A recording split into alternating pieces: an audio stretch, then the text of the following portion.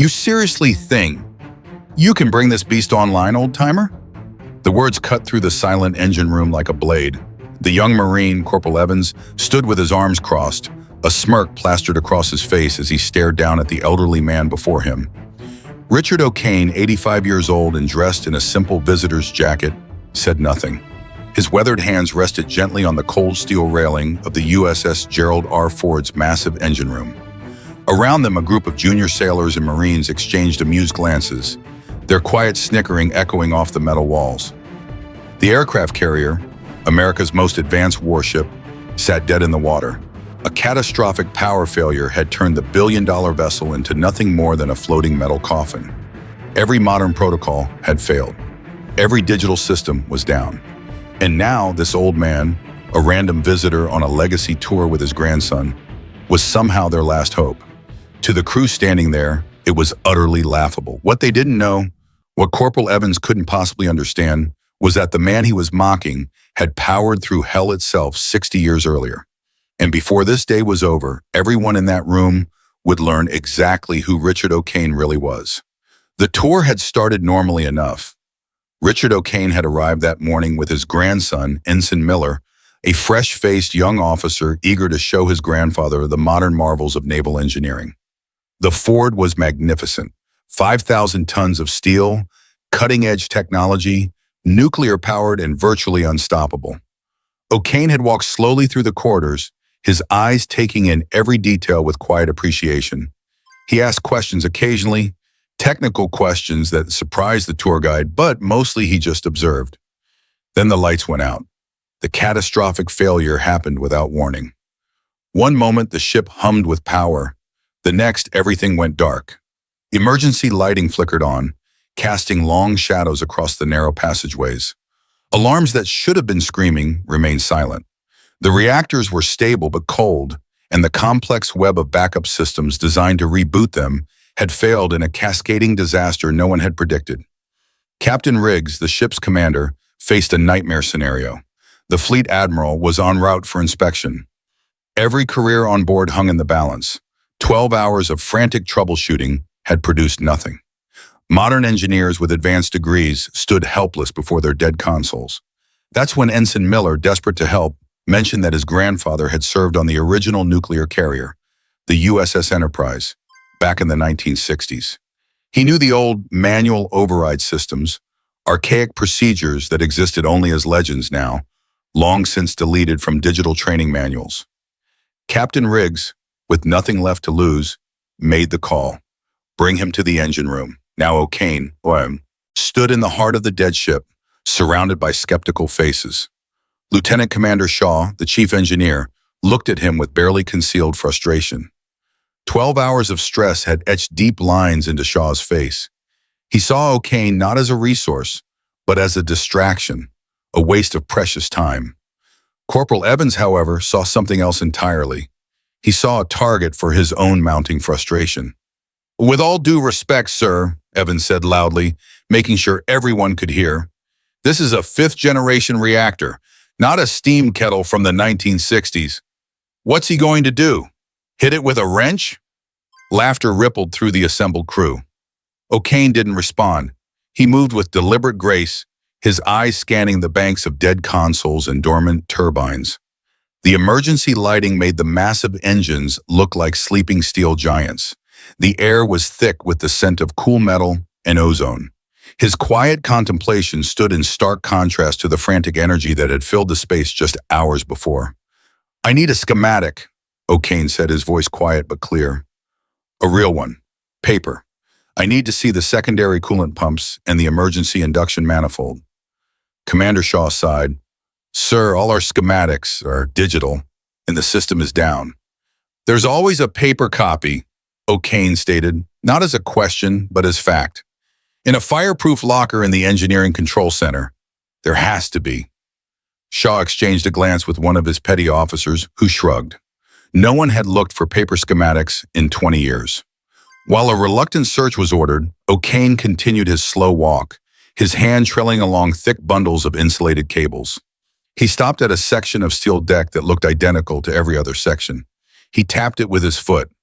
Get me a pry bar. There's a manual valve panel under here. Evans laughed out loud. A what, sir? This is solid fusion welded deck plate. You're not going to find some secret hatch from an old spy movie. O'Kane simply looked at him. His gaze was steady, unwavering, until Evans's laughter died in his throat. The old man's eyes, clear and blue, held a depth of experience that was genuinely unsettling.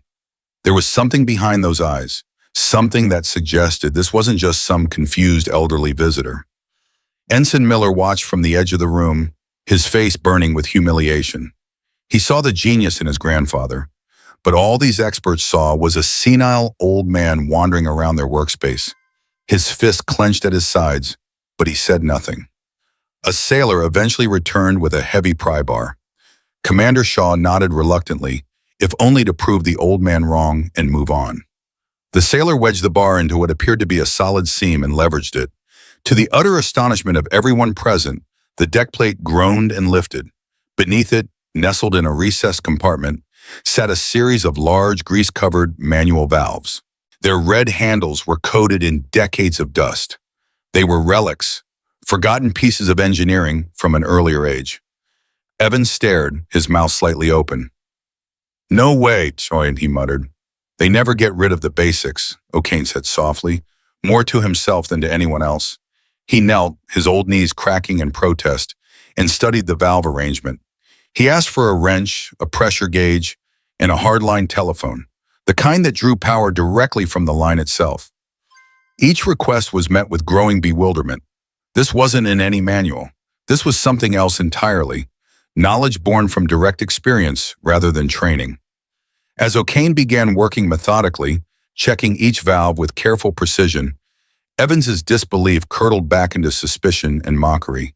He leaned toward his friends and whispered, loud enough for others to hear, "Hey guys, get a picture for the museum. World War II vet tries to fix a spaceship." The insult cut through the tense quiet of the room. Several crew members looked uncomfortable, but no one spoke up. The hierarchy of military culture kept them silent. Evans was emboldened by the lack of pushback. Bet this old man couldn't even power a rowboat, and they want him running a nuclear reactor, he said, grinning at his companions. From somewhere above, Captain Riggs's voice crackled over the emergency intercom, strained and desperate.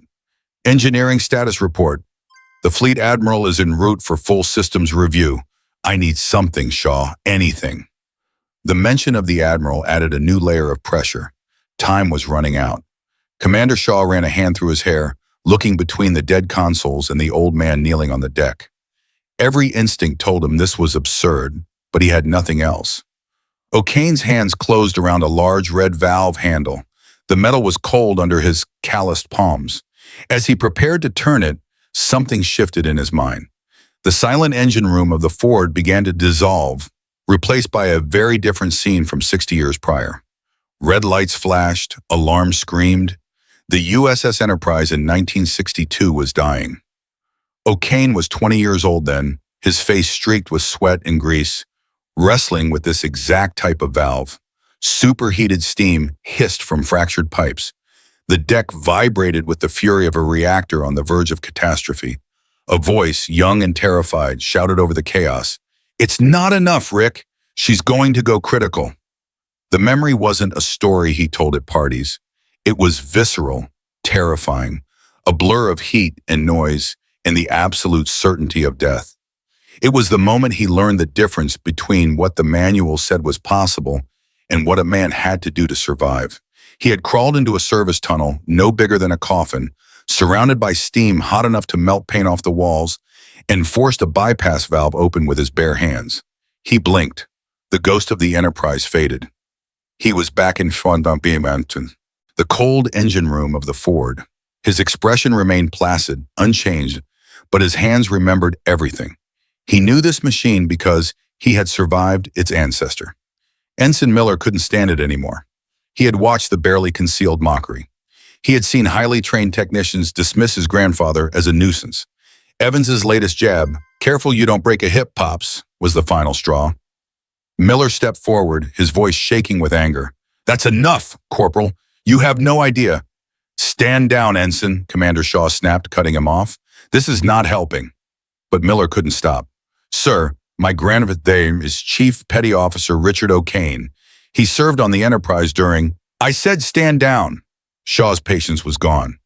One more word, and you'll be written up for insubordination. Miller's mouth closed, but his eyes burned with frustration and shame. O'Kane glanced at his grandson and gave a slight shake of his head. It's okay, let it go.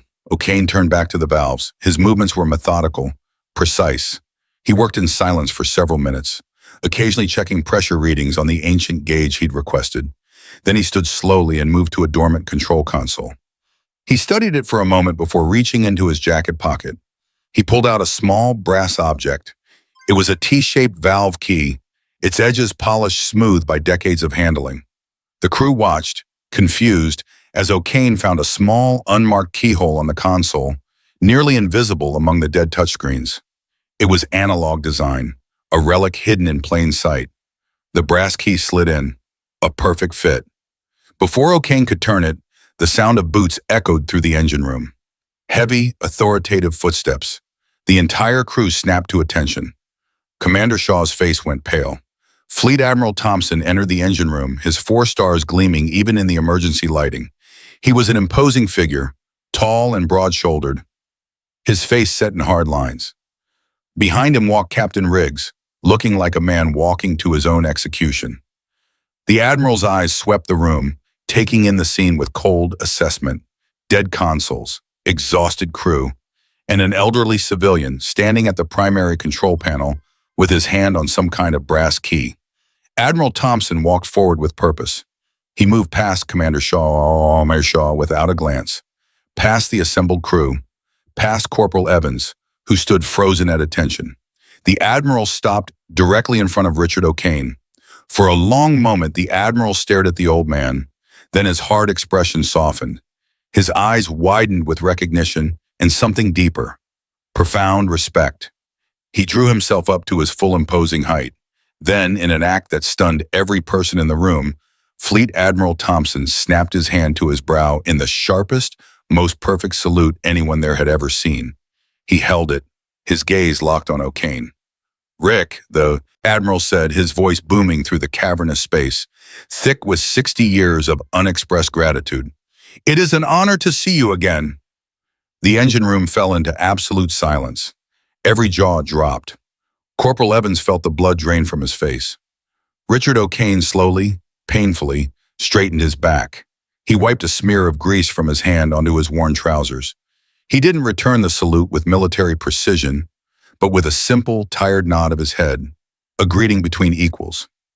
Jimmy, he replied, a faint smile touching his lips. You've done well for yourself. Admiral Thompson lowered his hand but didn't break his reverent gaze. Then his expression transformed. The warmth vanished, replaced by cold fury. He turned that fury like a weapon upon Commander Shaw and Corporal Evans. Do you have any idea who this man is? He bellowed, his voice reverberating off the steel bulkheads. Everyone flinched. This is Chief Petty Officer Richard O'Kane. In 1962, aboard the USS Enterprise, a primary coolant leak threatened full reactor meltdown. Our state-of-the-art systems failed. The book said the ship was lost. Every officer was ready to abandon ship. The Admiral took a step closer, his voice dropping to a menacing growl. But this man, then a 20-year-old kid with more courage than sense, refused to let our first nuclear carrier die. He climbed into a service tunnel, no bigger than a coffin, surrounded by superheated steam melting paint off the walls, and manually forced a bypass valve open. He saved the ship in all 5,000 hands aboard. The emergency procedure he invented under unimaginable pressure is the reason manual overrides exist in the first place. He created them with his own 2 hands. The Admiral jabbed a finger toward the console. He is the only man on this planet who knows the soul of this machine because he was there when it was born. He doesn't need your condescension. He doesn't need your permission. He is the reason all of you are lucky enough to serve on a technological marvel like this instead of a diesel-powered relic. A profound shamed silence descended upon the engine room. The crew stared, looking from the furious Admiral to the quiet, unassuming old man. In their eyes, Richard O'Kane transformed from a senile nuisance into a figure of legend. Corporal Evans looked as if he wanted the deck to open and swallow him whole. His arrogance hadn't just been misplaced, it had been sacrilege. Admiral Thompson fixed his icy glare on Commander Shaw. Commander, your performance today has been a disgrace. You failed to control your subordinate, and you failed to recognize genius standing right in front of you. Your command is under review, effective immediately. He turned to Evans. Corporal, your conduct was beneath the uniform of a United States Marine. You will be formally reprimanded for gross disrespect to a civilian guest and a national hero, a man who has forgotten more about naval engineering than you will ever learn. Sir, I didn't know, Evans stammered, his voice barely a whisper. Before the Admiral could continue, Richard O'Kane spoke up. His voice was calm, even, cutting through the tension. He's just a kid, Jimmy, full of pride and vinegar. We were all like that once. He turned to face Corporal Evans. There was no anger in his eyes, no hint of triumph, only gentle, weary understanding. Son, respect isn't about age or rank. It's about what you do when the lights go out and the alarms are screaming. It's about listening to the quiet voice of experience when all the loud ones are panicking. Remember that. O'Kane turned his back on them all, his attention returning to the console as if the entire confrontation had been a minor interruption. Now, if you'll excuse me, I believe I was just about to restart the primary coolant loop. His graceful lesson, delivered without a trace of malice, was more devastating than any of the Admiral's rage. It left the young men in a state of profound shame. O'Kane turned the brass key. A quarter turn, nothing more. The soul of the USS Gerald R roared to life. It wasn't a gradual awakening, but a sudden, violent resurrection. Main lights blazed on, flooding the engine room with brilliant white light. The massive turbines began to spin with a deafening, magnificent crescendo of power. Every console, every screen, every panel flashed green. A triumphant, unified cheer erupted from the crew. A spontaneous explosion of relief and awe. In that moment, they understood. They had witnessed not just the restart of a ship, but a lesson in humility they would carry for the rest of their lives. If you were moved by Richard O'Kane's story of quiet courage and hard-earned respect, share your thoughts in the comments below. Have you ever met a hero who walked quietly among us?